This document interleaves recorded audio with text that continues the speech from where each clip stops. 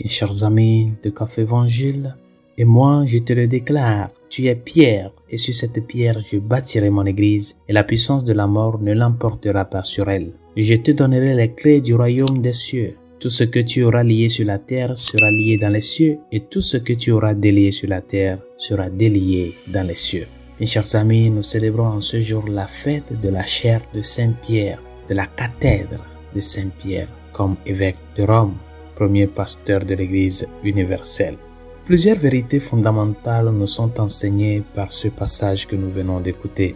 Et l'une de ces vérités est que les portes des enfers ne prévaudront jamais sur l'Église. Et cette vérité nous donne de nombreuses raisons de nous réjouir. Pensez aux nombreuses institutions humaines qui ont existé au cours des siècles. Les gouvernements les plus puissants se sont succédés. Divers mouvements ont vu le jour et ont disparu. D'innombrables organisations ont vu le jour et ont disparu. Mais l'Église catholique demeure et demeurera jusqu'à la fin des temps. C'est l'une des promesses de notre Seigneur que nous célébrons aujourd'hui.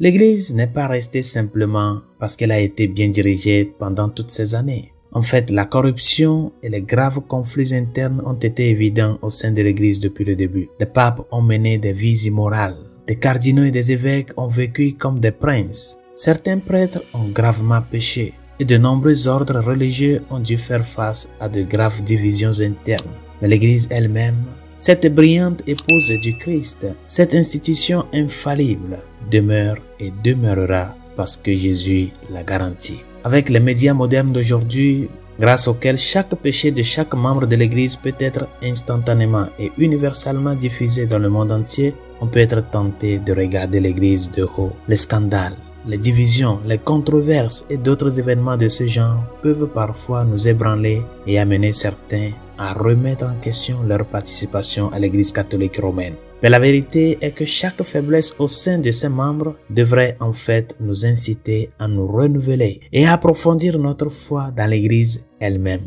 Jésus n'a pas promis que tous les dirigeants de l'Église seraient des saints, mais il a promis que les portes de l'enfer ne prévaudront pas contre elle. Résolution de ce jour. Dans ta prière d'aujourd'hui, prie pour le Saint-Père afin que le Seigneur le fortifie, l'illumine avec son esprit afin qu'il dirige la barque de l'Église, non pas selon sa propre volonté, mais selon la volonté du Christ qu'il a fondée sur le rocher qui est Saint-Pierre.